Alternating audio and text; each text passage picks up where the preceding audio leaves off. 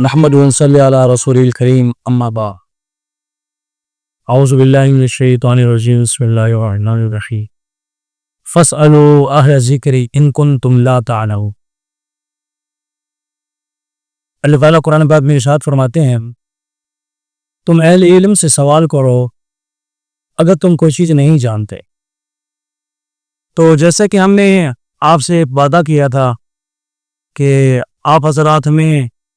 سوال بنا کر بھیجا کریں گے اور نام لکھ کر بھیجا کریں گے اور علاقے کا نام بھی لکھ کر بھیجا کریں گے، تو انشاءاللہ ہم آپ کو اس کا جواب دیا کریں گے ویڈیو کی صورت میں۔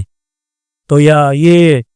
سلسلہ ہمارا الحمدللہ آج سے اس کا آغاز ہو رہا ہے۔ تو سب سے پہلے ہم سے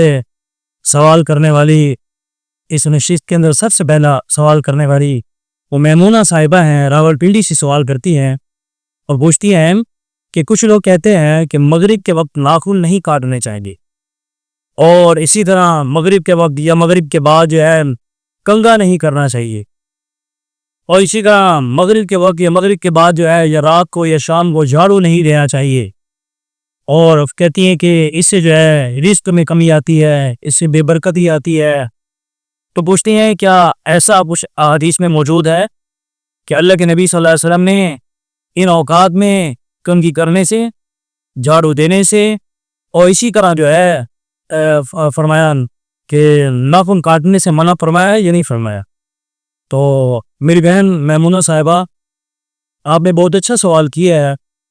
بہت سارے لوگ توہمات اور اسی طرح رسومات اور اسی طرح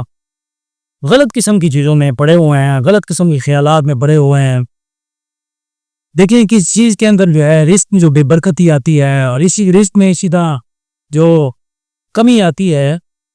وہ ایک چیزوں سے نہیں آتی، بلکہ رزق میں جو کمی آتی ہے وہ انسان کے اعمال کی وجہ سے آتی ہے۔ تو اب یاد رکھیں ان کی کوئی حقیقت نہیں ہے، بلکہ اللہ نے تو انسان کو صفائی اور ستھرائی کا حکم دیا، وہ کسی وقت بھی انسان کر سکتا ہے۔ اور اب کسی انسان نے جو ہے یعنی جھاڑو لگانی ہے، اس کے گھر میں گھن پڑا ہوا ہے، شام ہو گئی ہے تو اس کا مطلب وہ ساری رات گھن پڑا رہے؟ ایسا نہیں ہے، ایسا کہیں احادیث میں نہیں ہے کہ شام کے وقت جھاڑو نہ لگائی جائے اور اسی طرح شام کے وقت ناخن نہ کاٹے جائیں، اور اسی طرح یا مغرب کے بعد جو ہے جھاڑو نہ لگائی جائے، ناخن نہ کاٹے جائے۔ اس طرح کی کوئی بات نہیں ہے، یہ لوگوں کی بنائی ہوئی باتیں ہیں۔ آپ جھاڑو بھی لگا سکتی ہیں، ناخن بھی کاٹ سکتی ہیں اور اسی طرح جو ہے دوسرے کام بھی کر سکتی ہیں۔ اسی طرح میمونہ صاحبہ دوسرا سوال کرتی ہیں کہ جمعہ کے دن کپڑے دھونے سے رزق میں کمی آتی ہے، اور انہوں نے ایک واقعہ بھی نقل کیا کہ اللہ کے نبی صلی اللہ علیہ وسلم نے کسی صحابی کو منع فرمایا کپڑا دھونے سے۔ تو میمونہ صاحبہ ایسی کوئی حقیقت نہیں ہے کہ رزق یعنی جمعے کے دن جو ہے اگر انسان کپڑے دھوئے اور صفائی ستھرائی کرے تو اس سے رزق میں کمی آئے، ایسا کچھ نہیں ہے۔ اور اسی طرح آپ علیہ السلام کی اس بارے میں کوئی ایسی حدیث موجود نہیں ہے، کوئی حدیث اس قسم کی کوئی موجود نہیں ہے آپ علیہ السلام کی، بلکہ جمعہ والے دن تو صفائی ستھرائی کو حکم دیا گیا ہے، نہانے کو حکم دیا گیا ہے، اس طرح جو ہے ناخن تراشنے کا، مونچھیں تراشنے کا، اور اسی طرح جو ہے یہ سارے احکام دیے گئے ہیں۔ اور صفائی ستھرائی میں جو ہے وہ کپڑے دھونا بھی داخل ہے،